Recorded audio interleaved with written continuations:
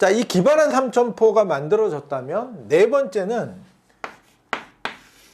삼천포로 빠져나갔잖아요. 그죠? 그러니까 다시 돌아와야 됩니다. 그래서 자기 반성과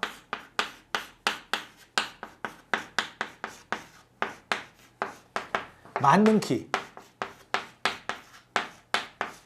왜냐하면 이 맞는 키가 결국 이 주인공들의 목표를 달성시킬 수 있게 해주는 지점이거든요. 그래서 코미디에서는 기발한 삼천포 다음에 바로 자기 반성을 하게 되는 과정과 어떤 맞는 키를 가지고 있는가를 설정을 해줘야 돼요. 극한 직업에서는 이 기발한 삼천포 때문에 돈 버는 것 때문에 결국 마약 검거에 실패합니다. 마약 검거에 실패한 고반장이 팀원들과 그 고반장이 정직을 당하고 그리고 팀원들은 해체될 위기에 놓이죠. 그제서야 고반장은 자기의 메인 목표를 저버렸던 것에 대한 아주 뼈저린 반성을 합니다. 하지만 어떻게 해요?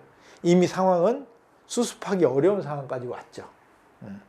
그런데 그때 그 자기 반성이 있고 그때 범죄자들이 찾아오죠. 범죄자들이 이 삼천포의 매력에 빠져서 찾아옵니다. 찾아와서 그걸 활용해서 범죄를 펼쳐요. 처음에는 주인공들은 그 사실을 모르고 그냥 자포자기한 상태에서 삼천포에 빠져 있다가 맞는 키가 뭐죠? 그들의 소명의식과 경찰정신이에요. 그래서 그들이 다시 자신들을 찾아왔던 범죄자들을 수사하기 시작합니다. 수사하면서 그들이 이 맞는 키를 발휘해가지고 결국 그들이 가지고 있던 자신들의 능력으로 조직 범죄를 일망타진하는 상황이 만들어지게 되죠. 그 다음에 그 다음 조건은 이 장르가 통합과 협력의 장르라고 했잖아요. 그래서 다섯 번째로는 대통합이 일어나야 돼요. 대통합. 그래서 이거를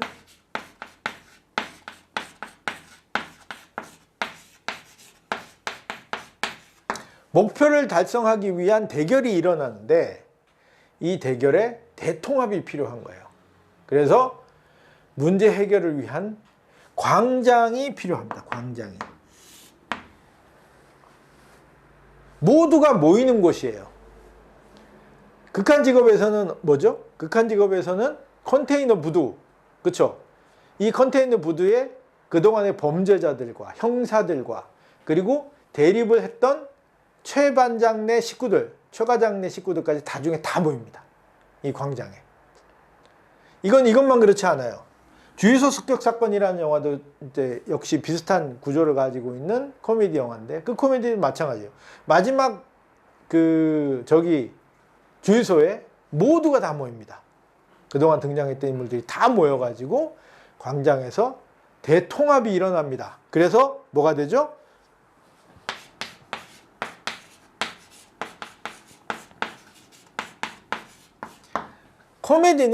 코미디는 해피엔드가 필수적인 요소입니다.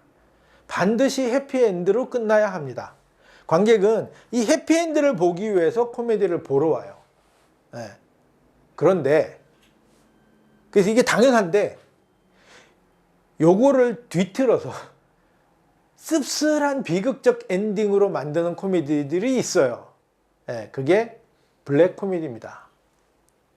그럼 블랙 코미디는 왜 보냐? 이 씁쓸한 엔딩 속에 뭐가 있냐? 주제가 있는 거예요. 사회에 대한 불만, 부조리, 또는 사회의 어떤 좋지 못한 상황, 우리가 놓치고 있었던 사회의 결함, 이런 것들을 고발하기 위해서 만드는 게 블랙 코미디입니다. 그러니까 블랙 코미디는 해피엔드가 아니고 언해피죠. 씁쓸한 비극적 엔딩을 갖고 있어요. 블랙 코미디는 따로 영화를 보면서 나중에 설명드리기로 하고, 어쨌든 코미디는 해피엔드로 끝나야 한다. 이게 중요한 포인트고요. 마지막 여섯 번째, 이게 코믹한 표현입니다.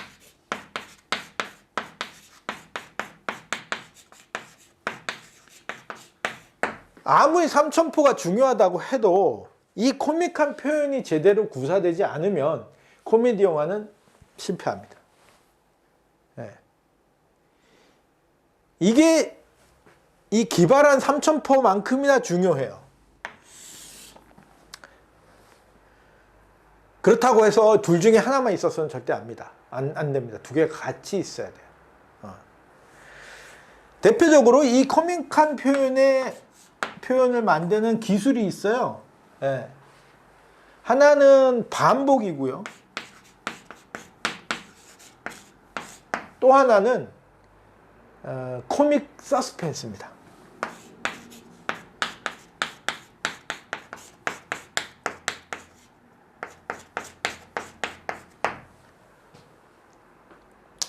반복은 어떤 한 상황, 같은 상황을 계속 여러 번 반복하는데 그냥 반복하는 것이 아니라 반복할 때마다 상황을 좀 키워요. 점점. 그래서 다른 형태로 바꾸어서 결론 내지는 이런 형태로 사용하는 거고요. 예를 들면 이 극한 직업에서는 마형사의 외모에 대한 말이 나옵니다. 그래서 마형사가 외모에 대해서 민감한 반응을 보이는데 이게 반복적으로 나와요. 그러다가 마지막에 그 여자 형사가 이 마형사의 외모를 지적하면서 로맨스로까지 확장되는 그런 상황이 보여지죠. 이게 이제 그 반복을 잘 활용한 대표적인 예고요. 코믹 서스펜스는 뭐냐? 코믹 서스펜스는 서스펜스란 말에 포인트가 있습니다. 서스펜스는 주인공과 그리고 관객들 사이의 정보를 다르게 전달해 주는 거예요. 그래가지고 등장인물들이 모르고 있는 정보를 관객이 알게 함으로써 등장인물들에게 닥칠 어떤 황당한 상황 또는 난처한 상황을 미리 예상하게 만들어주는 겁니다. 서스펜스 느낌을 만들어주는 거죠. 코믹한 서스펜스. 예를 들면 극한 직업에서는 이 잠복근무에 실패해가지고 정직의 위기에 처한 그 고반장을 부인이 위로하는 장면이 나와요.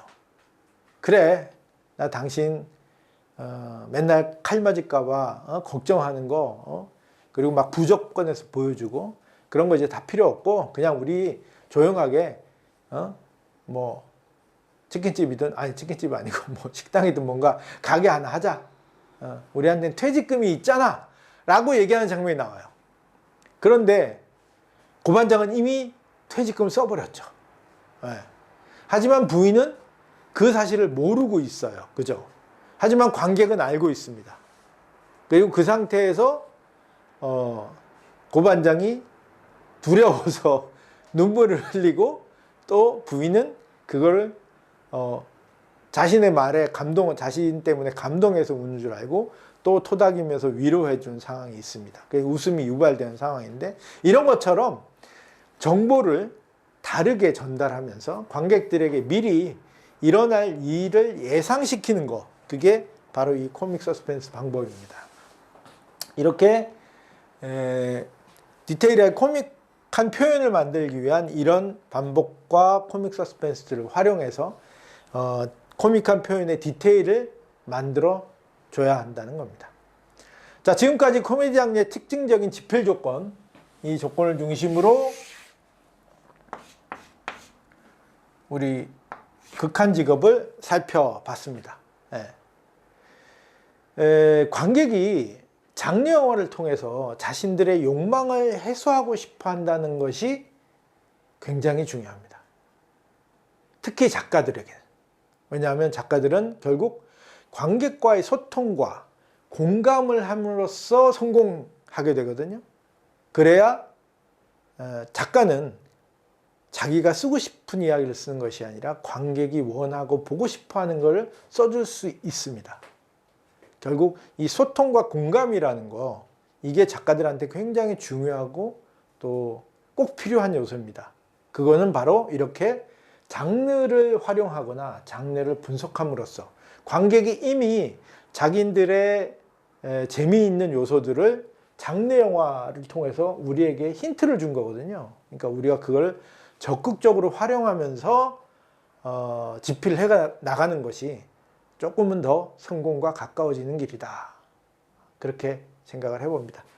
자, 지금까지 제 나름대로 코미디에 대한 분석과 집필 조건을 가지고 극한 직업을 한번 분석해 봤습니다.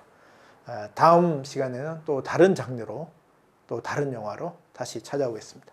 감사합니다.